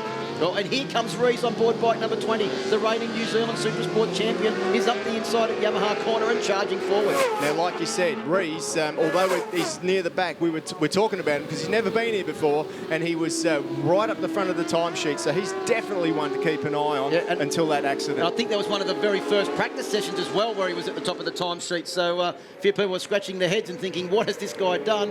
When he's going very, very well at the moment. As Mason Coote on board the 53 machine, led the championship after the first round at Phillip Island, had an unfortunate first race this morning, but he is charging hard in his first race on board the ARC Racing machine. Do you know what, though? Actually, I've got the championship points. He's still our current leader at the moment. Even though he had a bad race in race 1 today, he's got a lead of 6 points over Ted Collins, who's just in front of him at the moment. So this is an important race for both of those guys, and Marcus Kyoto, who you'd have to say was probably going to be the favourite coming into this year. Well, and also Sam Condon still placed third in the championship as well after some good solid performances at the first round.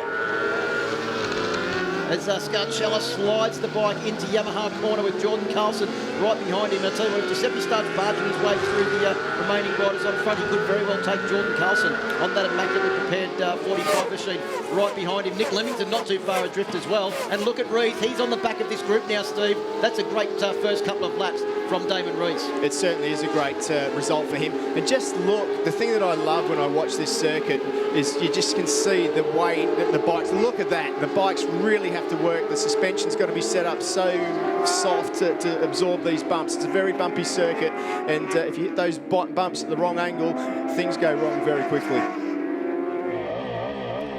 Let's jump on board with Mark Kyoto as we look at a replay of the start. I know he's been working very hard on his start technique, and I think it's fair to say that he won't be wanting to repeat that one. He goes from second place on the grid back to about fourth position as they come through Motul corner for the first time. And on a run up the hill, he got very aggressive. As you can see, he goes up the inside of Sam Muldoon on the Muldoon Motorcycles Kawasaki, tips into the left-hander. Muldoon comes back extremely strong on the inside, and the racing was as close as you like. Oh, back to live action now, and it looks like Sam Muldoon has gone down. Well, there's plenty of fierce action in this Supersport class. There is Damon Rees on board Giuseppe Scarcella's old machine. Oh, Mark Kyoto violently ejected from his motorcycle. That is a big, big crash. Geez, hasn't this circuit caught some riders out today? Oh, Rees has had another massive crash, and he's gone over the high side and down at the top of the circuit. Let's hope he can get off. That bike is in the way there. Let's hope that could bring out a red flag. Riders holding their hands up, and the officials are going to have to make a decision here as to what to do with the rest of this race. Well, let's have a look at the first off. That's Sam Muldoon. He's changed condition, just got caught up there in the Suzuki corner, and he's slid off out, so unlucky for him. And then shortly after, two big crashes in very short succession. The first of them, Mark Kyoto on board the Repsol Triumph, crashed at the entry to the Pirelli corner. And then directly after him, Damon Rees on board his Honda CBR, crashed on the exit of Pirelli corner, both of them at top of the hill, and that caused a red flag stoppage. The rain is coming down, you can see. That's the reason why all of those riders were crashing. Let's go to a break and come back with the exciting conclusion of the Motul Supersport class.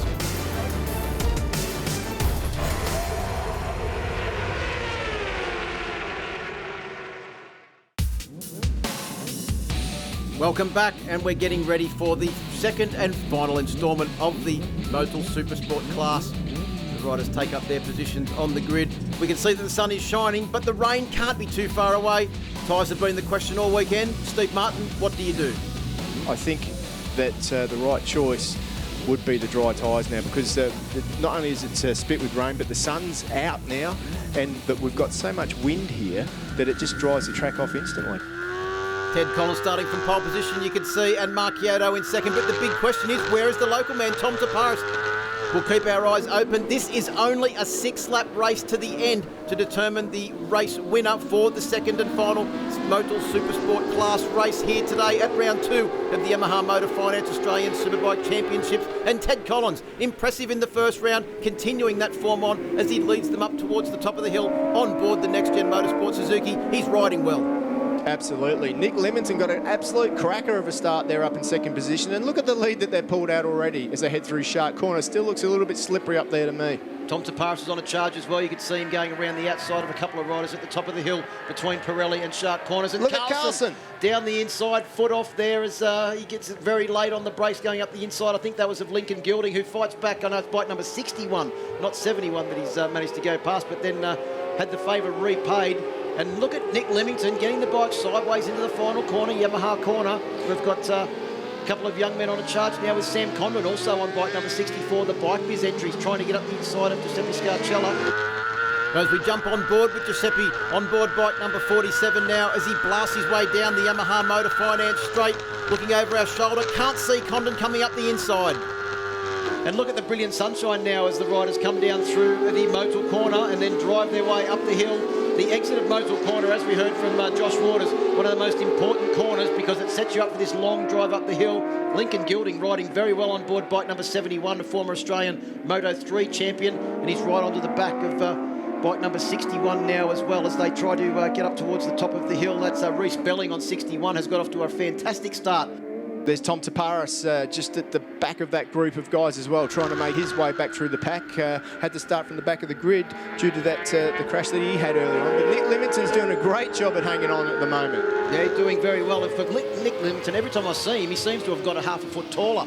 He certainly does, doesn't he? I mean, I've known him since he was 15 and he was, tiny, but you can't say that now. He's 6 foot tall, but he certainly knows how to ride a motorcycle. Sam Condon up the inside of Mark Chiodo there on board the Repsol Triumph, bike number 12. Isn't it great to hear, though, the great tone of the Triumph three-cylinder machine, of course, 675cc capacity against the screaming 600cc fours in the Supersport class. And that's the thing I like about this class. All the different manufacturers are represented. Yamaha moves up there in front of Marcus Chiodo, of course, Suzuki, Triumph and Kawasaki, the main ones. And then, of course, you've got the Honda there of Damon Reese, who's doing a good job as well. Well, around the outside of Mark Chiodo as they drive up towards Pirelli corner is Tom Taparis on board bike number 7.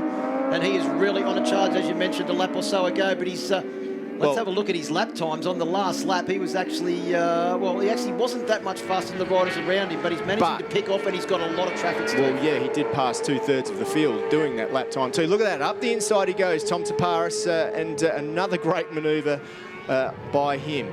Well, he's now got to try and find his way past the rider just in front as they come down. He'll get great drive out of here, and that is Lincoln Gilding that's in front of him as he makes his way down the inside. You can see the suspension working overtime. He was on the narrow line into that corner and couldn't quite get in there deep enough because he knew that he had to get the drive out of Yamaha corner and onto the straight. I think he did, though. He's got a good drive out there onto the straight, and on the exit he got past Lincoln Gilding pretty successfully. Now he's got some clear tracks, so we'll be able to see what sort of lap times he can really do. Well, Sam Condon followed him through, and then Lincoln Gilding gave him a lesson on how late you can use the brakes down into the Pirelli, the Motul corner there at the bottom of the circuit as they start the run back up the hill, and has taken that position back off Sam Condon.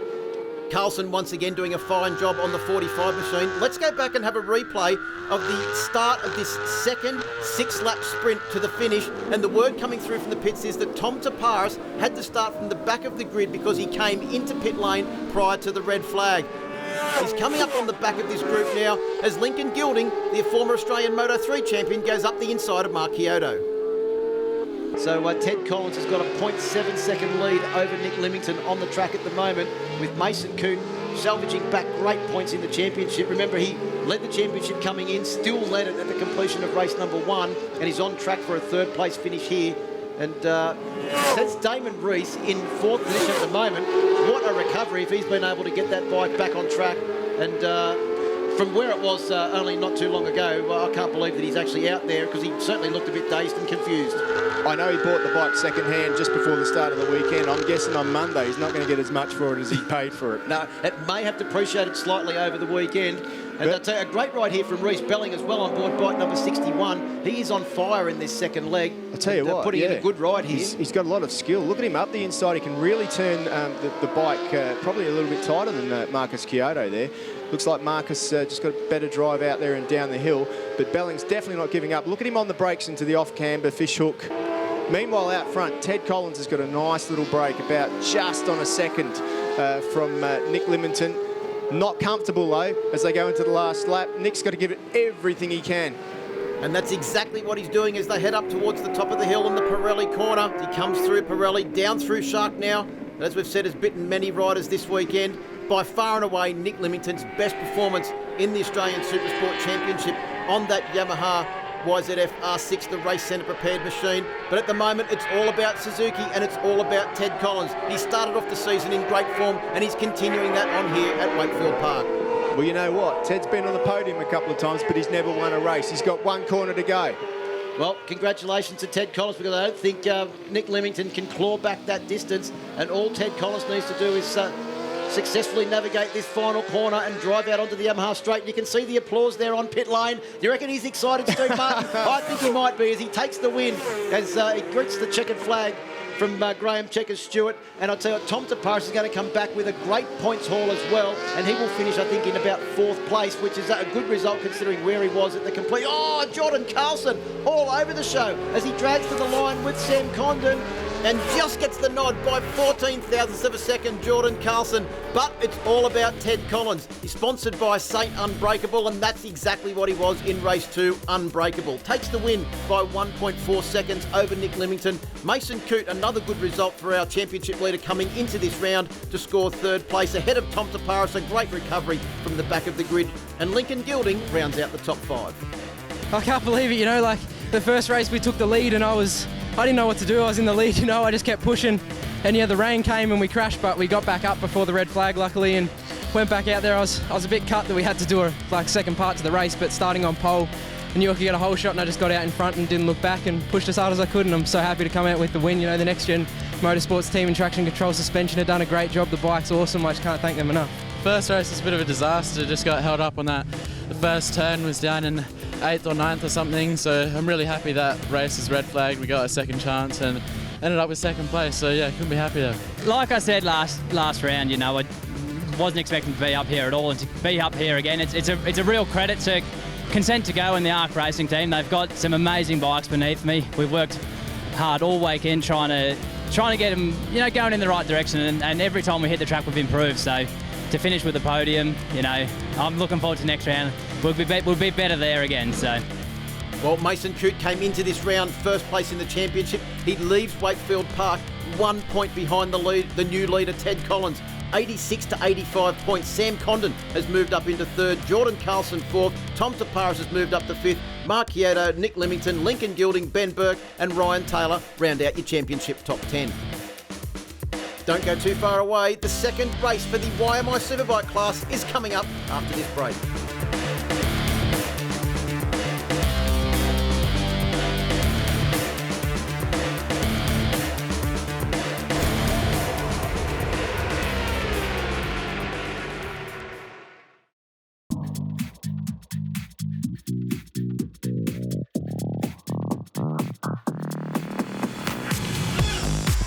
Well, he may not be at the top of the field just yet, but when it comes to clocking out miles, Adam Senior has got the entire field covered.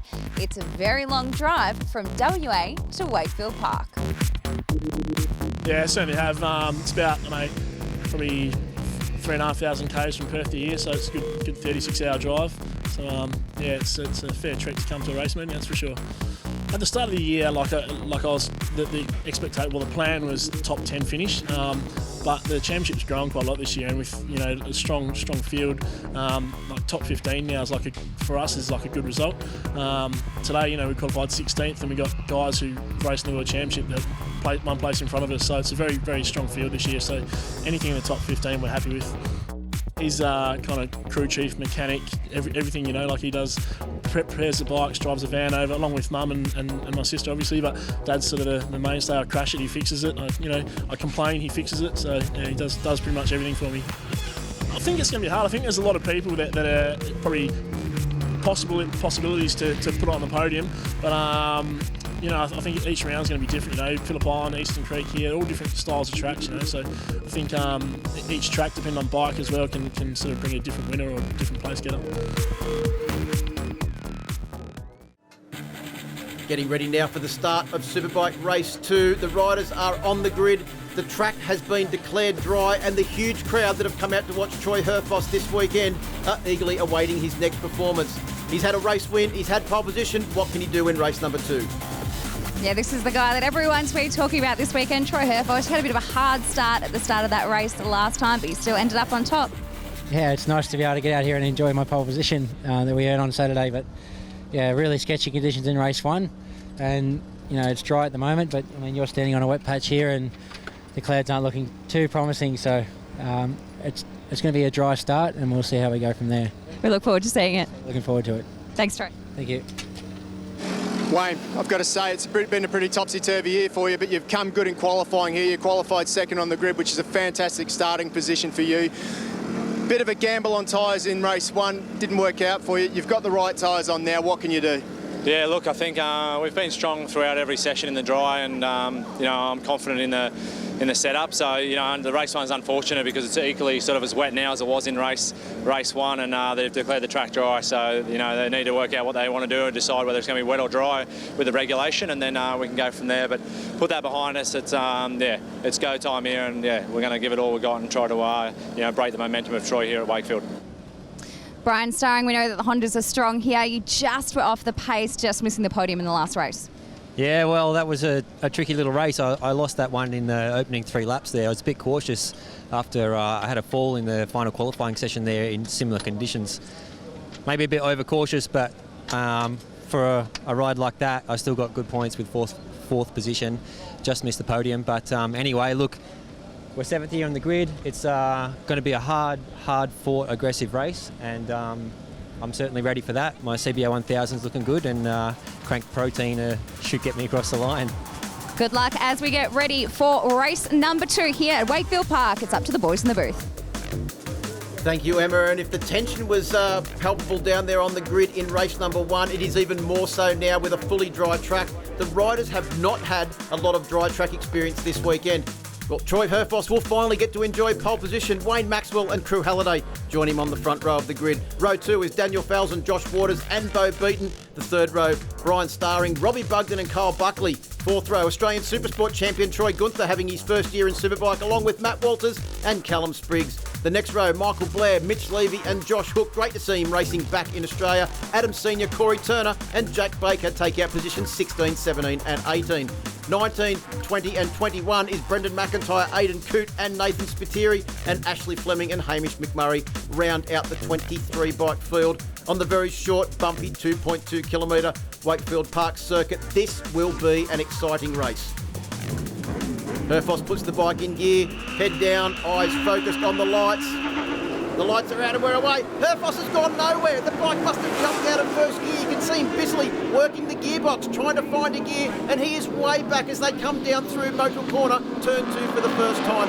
Herfosh, so lucky it was his teammate Brian Starring that saw that was the fact and has managed to avoid him, but it is Maxwell that leads from Crew Halliday and Josh Waters towards the top of the hill. Falzon is the next rider through, then Brian Starring on the first of the Crank Protein Hondas. There's Josh Hook on bike number 16. Troy Gunther just in front of him as they head down the hill for the first time through this tricky part of the track. Speaking to Maxwell just before, he reckons the track's still damp in some areas, so these guys are going to have to be careful. Wide goes number 65, Crew Halliday, gives a little bit of room to the man in front. Maxwell, half a bike length's lead now. Josh Waters might be able to sniff a podium here too. Yeah, it also looked like Bo Beaton got off to a pretty good start as well on board that Races Edge Performance Panigale. Look at that bike wiggling around as he closes in on the back of Falzon down into Yamaha corner.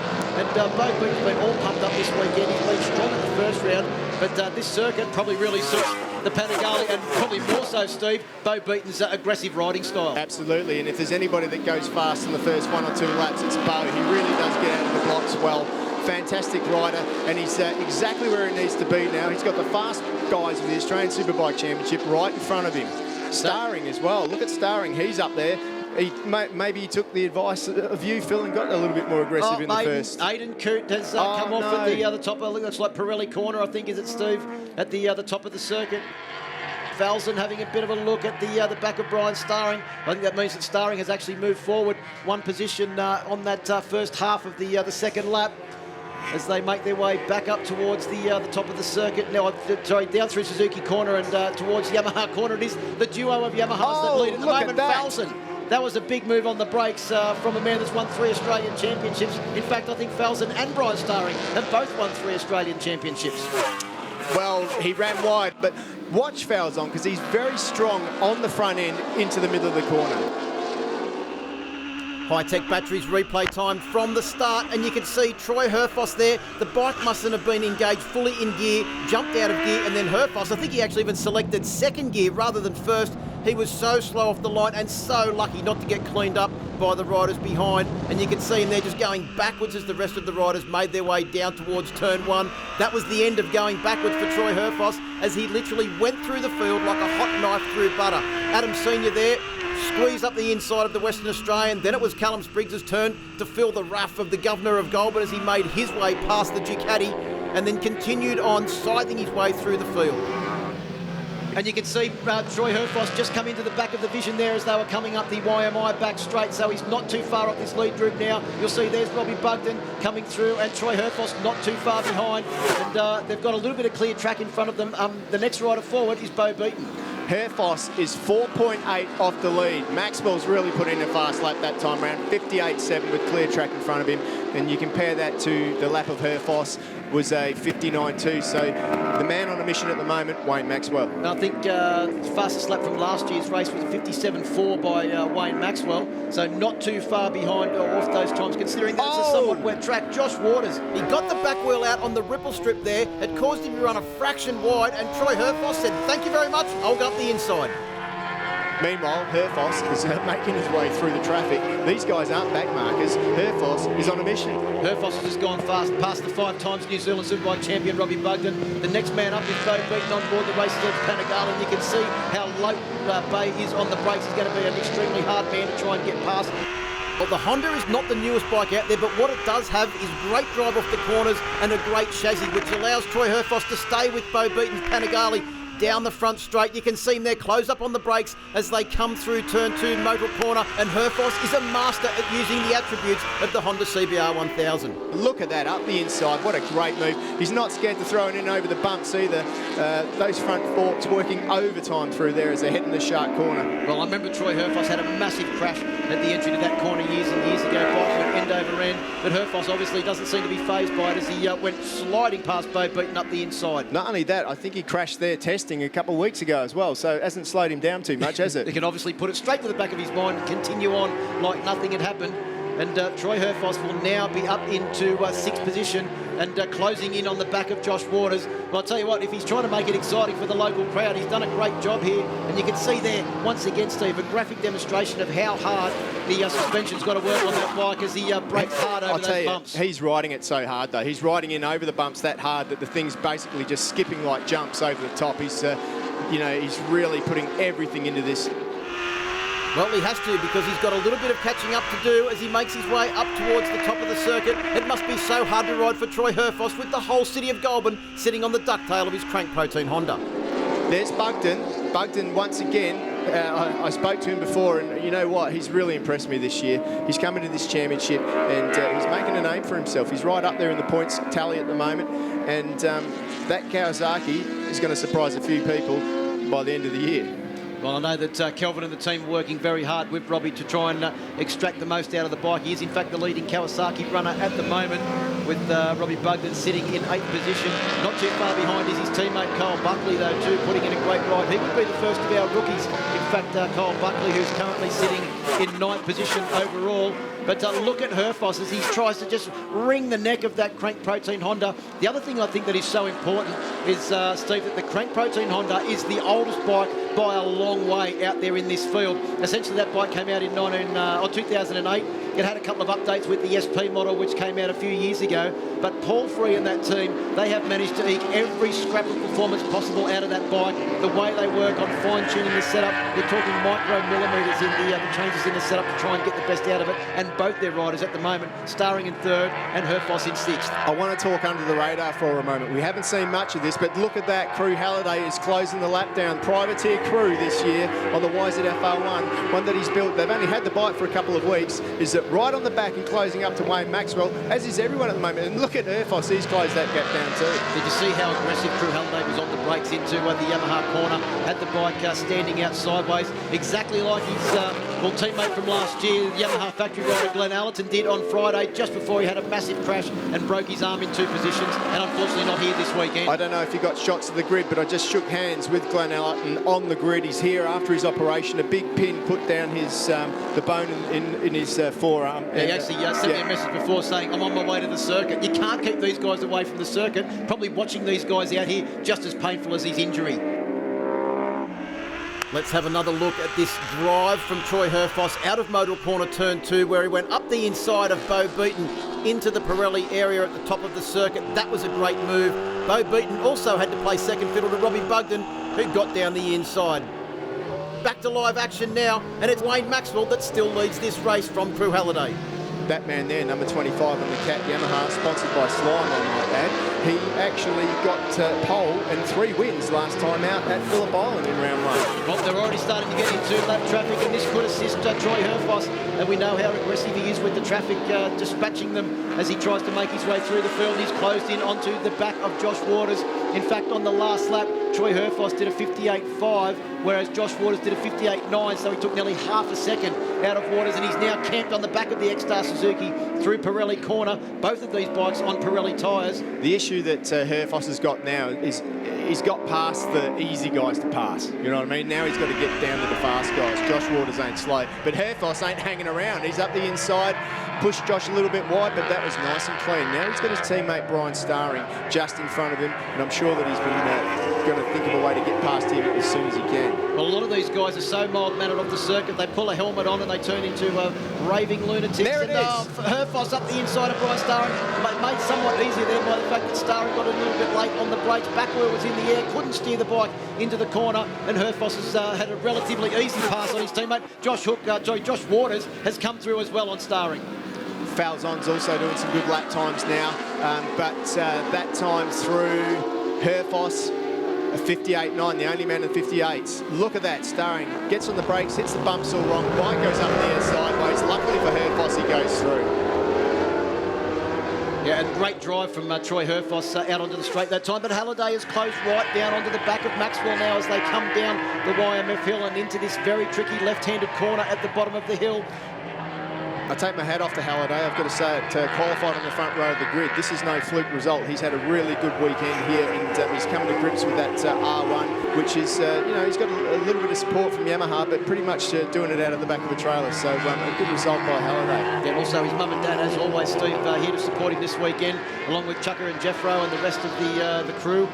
As Crew Halliday gets right down behind that screen. But look at Herfoss. He could not get any further underneath the paintwork of that Crank Protein Honda down the very short front straight here at Wakefield Park. That's the important part too, is that we've said about slipstreaming at Phillip Island. There's really not much chance to slipstream on a superbike here at Wakefield Park, and there is no rest on that straight at all. No, there's none at all, and there's only one focus while he's down there too, and that's the man on the number 47 Yamaha in front, Wayne Maxwell, who leads the field. He wants to catch up to him as quick as he can and get past him.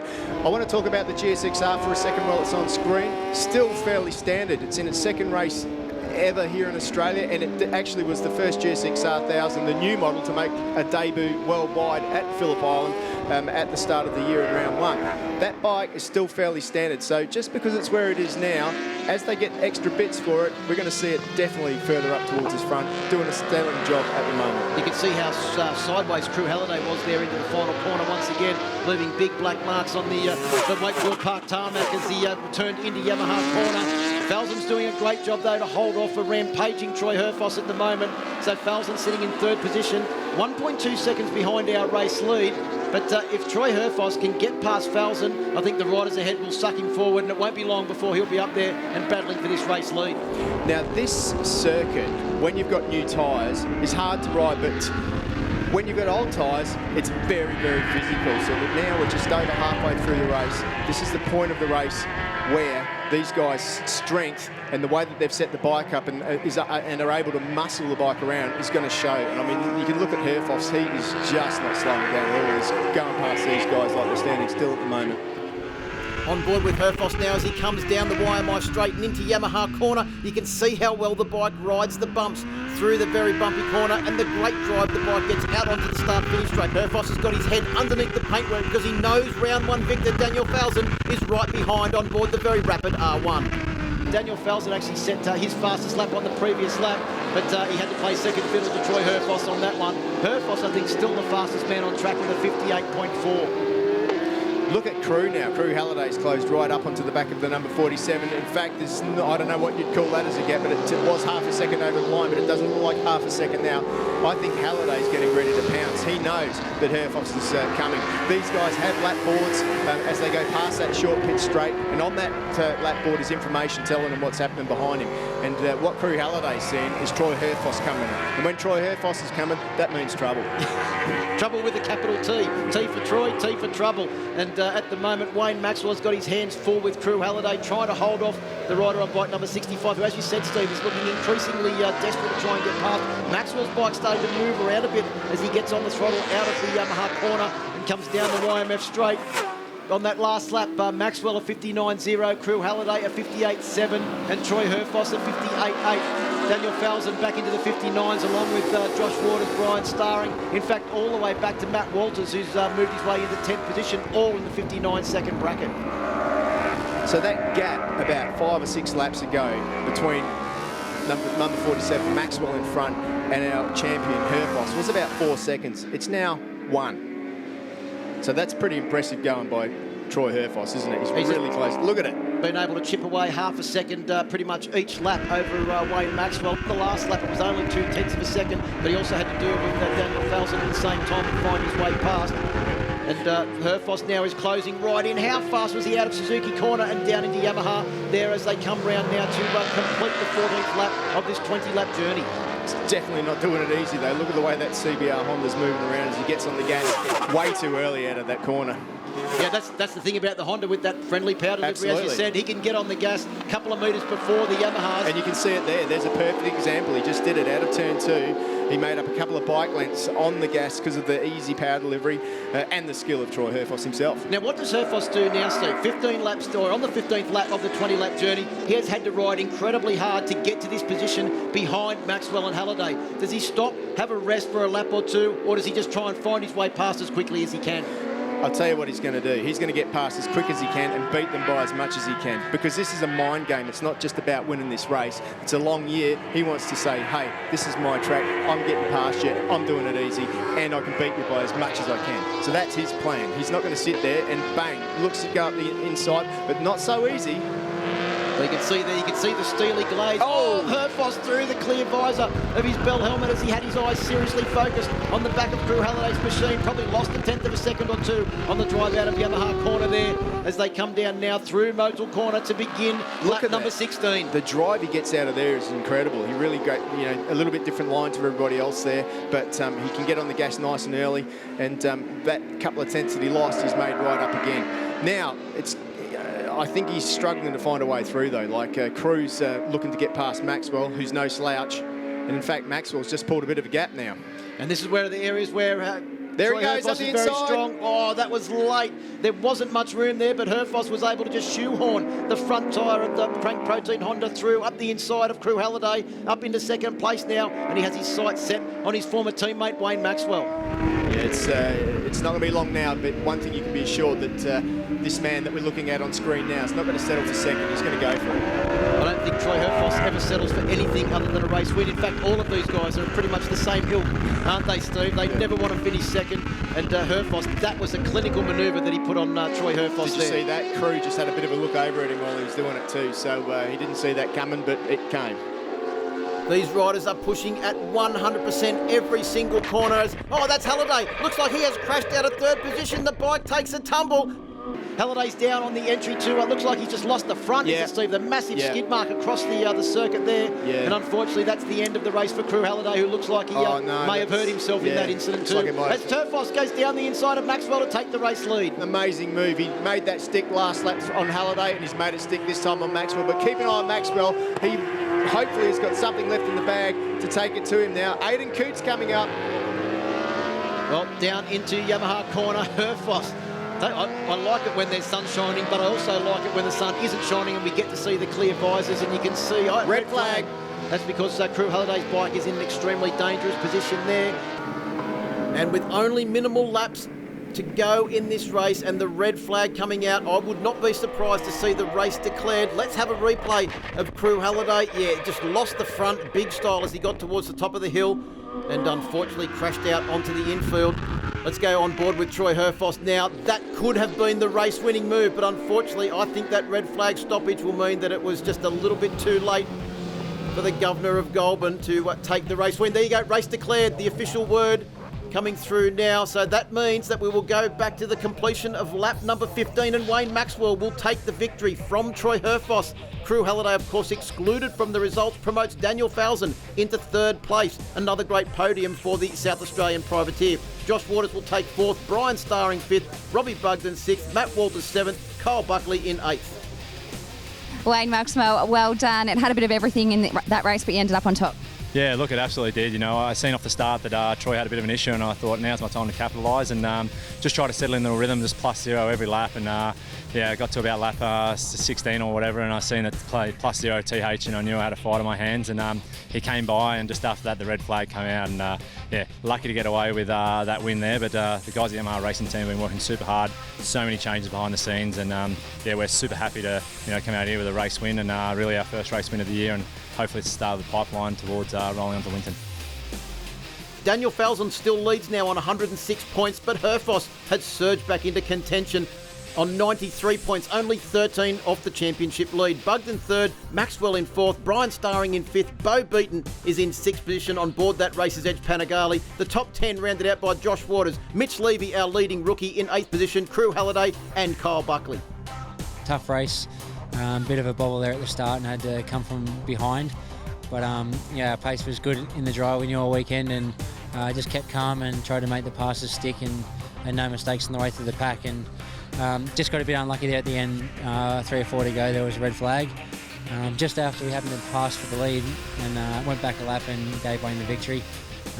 Both Wayne and all the guys rode good anyway, so it was a good finish to the weekend and really happy with the crank protein on the team. There is plenty of two-wheeled action coming up for motorcycle enthusiasts in April. First up, we have the Yamaha Australian Off-Road Championships at Dungog in New South Wales, then the FIM Oceania and Australian Speedway Sidecar Championships at Gilman in South Australia, and of course the 2017 Shannon's Insurance Broadford Bike Bonanza that involves all disciplines of motorcycle action. There is plenty happening all around the country thanks to Motorcycling Australia. Well, that wraps up the second round here at Wakefield Park. And I tell you what, Steve, there were red flags, there were restarts, plenty of wet conditions and sunshine. We've seen it all. It's been a really mixed bag this weekend, and I wouldn't have wanted to be a competitor out there, but one thing's for sure, it certainly made some great racing to watch. And there's been certainly some epic battles. We look forward to seeing those battles in Winton too, not too far away. I can't wait to get to Winton because it's a track similar to this in many ways. It creates close racing, and after a day like today, I can't wait to bring that on to the next round. We look forward to seeing you at Winton. Thanks for watching. See you then.